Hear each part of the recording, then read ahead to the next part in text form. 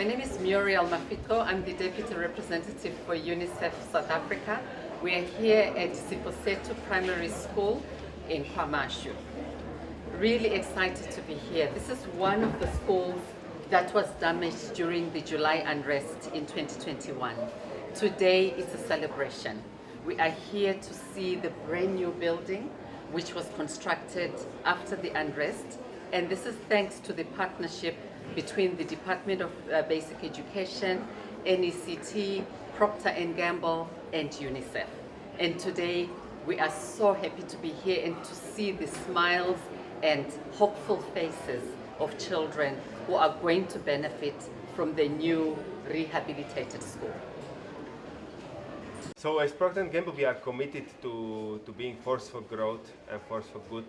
And this is just one of the programs which we are doing for the communities.